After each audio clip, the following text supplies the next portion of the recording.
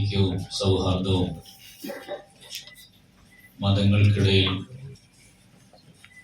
ഉണ്ടാകേണ്ട സൗഹാർദ്ദവും കാത്തു സൂക്ഷിക്കുക എന്നുള്ളത് നമ്മുടെ കേരളത്തിൻ്റെയും നമ്മുടെ രാജ്യത്തിൻ്റെയും എല്ലാവരുടെയും ആവശ്യമാണ്.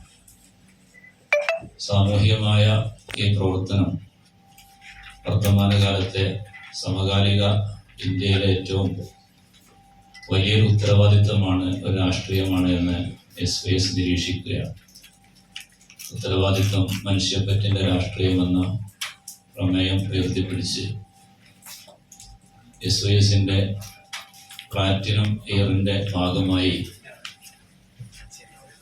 സംഘടിപ്പിക്കപ്പെട്ട മാനവ സഞ്ചാരത്തിലുടനീളം ഈ ആശയമാണ് സമൂഹത്തിൻ്റെ വിവിധ തട്ടുകളിലുള്ള ആളുകളുമായി സംസാരിച്ചുകൊണ്ടിരിക്കുന്നത്.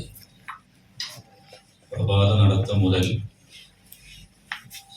നമ്മുടെ സമൂഹത്തിൻ്റെ പുരോഗതിക്കും വികസനത്തിനും പ്രത്യേകിച്ചും യുവതലമുറയുടെ വികാസത്തിനും അവരുടെ ക്രിയാത്മകമായ രാഷ്ട്രീയത്തിനും വേണ്ടി എത്തിക്കുന്ന യുവ സംഘടനകളുമുള്ള പ്രതിനിധികളുമായി സാംസ്കാരിക സാമൂഹിക രംഗത്ത് പ്രവർത്തിക്കുന്ന സ്വാധീനമുള്ള വ്യക്തികളുമായി അടിത്തട്ട് ജനതയുമായി എല്ലാവരോടും സംസാരിച്ചുകൊണ്ടുള്ള ഒരു പദ്ധതിയായിട്ടാണ് മാനവ സഞ്ചാരം സംഘടിപ്പിച്ചിട്ടുള്ളത്.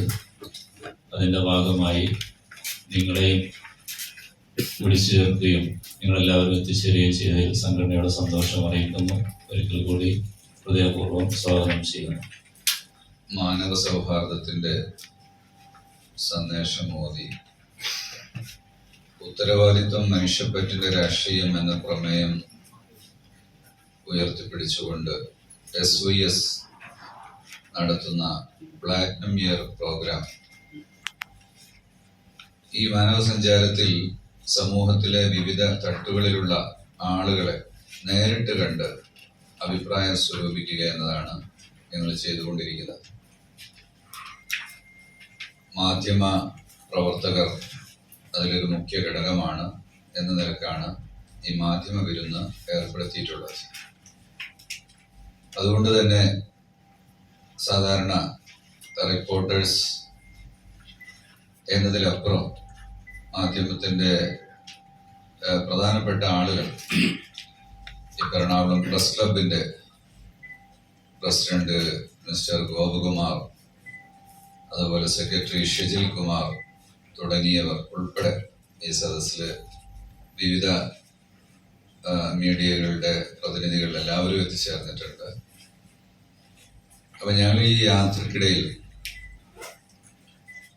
കർഷകരും തൊഴിലാളികളും കച്ചവടക്കാരും പത്രപ്രവർത്തകരും രാഷ്ട്രീയ പാർട്ടികളുടെ നേതാക്കളുമായും എല്ലാം സംവദിച്ചിട്ടുണ്ട്. പ്രധാനമായും ഇന്ന് എടുത്തു പറയേണ്ട ഒരു കാര്യം, പ്രത്യേകിച്ച് എറണാകുളം ഒരു വ്യാവസായിക നഗരമാണ്. അതോടൊപ്പം വിദ്യാഭ്യാസത്തിൻ്റെയും ചികിത്സയുടെയും എല്ലാം വലിയ കേന്ദ്രമായി നിലകൊള്ളുന്ന ഒരു പ്രദേശമാണ്. വിദ്യാഭ്യാസത്തിന്റെ കാര്യത്തിൽ മൈഗ്രേഷൻ കൂടി വരുന്നു എന്നുള്ള ഒരു കാഴ്ചയാണ് നാം കാണുന്നത്. വിദ്യാഭ്യാസത്തിന് വേണ്ടി മാത്രമല്ല, മൈഗ്രേഷനുള്ള ഒരു ഉപാധിയായി സ്വീകരിക്കുന്നത് വിദ്യാഭ്യാസമാണ്. 2011 മുതൽ 2023 വരെയുള്ള കാലയളവിൽ 18 ലക്ഷം പേർ ഇന്ത്യയിൽ നിന്ന് പൗരത്വം ഉപേക്ഷിച്ച് മറ്റു രാജ്യങ്ങളിൽ ചേക്കേറിയിട്ടുണ്ട് എന്നാണ് കണക്ക്. അതുപോലെ ഇപ്പോ ജോലി ആവശ്യാർത്ഥവും മറ്റും 13 മില്യൺ അഥവാ 1,30,00,000 ജനങ്ങള് പുറം രാജ്യങ്ങളിൽ കഴിയുന്നുണ്ട്. US-ലേക്കാണ് ഏറ്റവും കൂടുതൽ പൗരത്വം ഉപേക്ഷിച്ച് പോയിട്ടുള്ളത്. നമ്മുടെ നാട്ടിൽ അന്താരാഷ്ട്ര നിലവാരമുള്ള വിദ്യാലയങ്ങളും മറ്റ് സംരംഭങ്ങളും ഉണ്ടാകേണ്ടതുണ്ട്. സ്കോളർഷിപ്പുകൾ, വിവിധ രാജ്യങ്ങളും വിദ്യാർത്ഥികളെ ആകർഷിക്കുന്നത് വലിയ സ്കോളർഷിപ്പുകൾ നൽകിയിട്ടാണ്. ഇന്ത്യയും സ്കോളർഷിപ്പ് നൽകുന്നുണ്ട്. നമ്മുടെ സ്കോളർഷിപ്പിന്റെ തോത് വർദ്ധിപ്പിക്കുകയും വിദ്യാഭ്യാസ രംഗത്ത് വലിയ നിക്ഷേപങ്ങൾ നടത്തുകയും ചെയ്യേണ്ടതുണ്ട്. വിദേശ യൂണിവേഴ്സിറ്റികൾക്ക് ഇങ്ങോട്ട് കടന്നു വരാനുള്ള അവസരങ്ങൾ സുഗമമാക്കുകയും അതിന് സംവിധാനങ്ങൾ ഒരുക്കുകയും ചെയ്യുക എന്നത് ഈ മൈഗ്രേഷൻ ഒഴിവാക്കാനുള്ള ഒരു കാരണമായിട്ട് നാം കാണുന്നു. പിന്നെ വളരെ പ്രധാനപ്പെട്ട ഒരു കാര്യം, എറണാകുളത്ത് ഇവിടുത്തെ ജനങ്ങളിൽ നിന്ന് അവരുമായുള്ള സമ്പർക്കത്തിൽ ഉയർന്നു വന്നൊരു കാര്യം മാലിന്യ പ്രശ്നമാണ്. മാലിന്യ സംസ്കരണം അത് ഗവൺമെന്റിന്റെ മാത്രം ഉത്തരവാദിത്തമാണ് എന്ന ഒരു കാഴ്ചപ്പാട് മാറുകയും പൗരന്റെ ഉത്തരവാദിത്തമാണ് എന്നതിലേക്ക് വരികയും ചെയ്യേണ്ടതുണ്ട്. സ്വാഭാവികമായും ഗവൺമെന്റ് ഏർപ്പെടുത്തേണ്ട വലിയ സൗകര്യങ്ങളും മറ്റും ഗവൺമെന്റ് തന്നെ ഏർപ്പെടുത്തണം. എന്നാൽ മാലിന്യം കുറക്കുക, മാലിന്യം ഇല്ലാതാക്കുക, സീറോ വേസ്റ്റ് എന്ന് പറയുന്ന ഒരു കാഴ്ചപ്പാടിലേക്ക് നമ്മുടെ സാമൂഹ്യ ബോധം ഉയരുകയും ആ നിലയ്ക്കുള്ള പ്രവർത്തനങ്ങൾ ഉണ്ടാവുകയും ചെയ്യേണ്ടതുണ്ട്. ഇതുപോലുള്ള പ്രശ്നങ്ങളിൽ രാഷ്ട്രീയ ബോധമുള്ള സമൂഹത്തെ വളർത്തിയെടുക്കുക എന്നതാണ് SYSന്റെ ഈ പ്ലാറ്റിനം ഇയർ പ്രോഗ്രാമുകൾ ഉദ്ദേശിക്കുന്നത്. ഉത്തരവാദിത്വം, മനുഷ്യപ്പറ്റിന്റെ രാഷ്ട്രീയം എന്ന പ്രമേയം അർത്ഥമാക്കുന്നത് ഈ കാര്യമാണ്.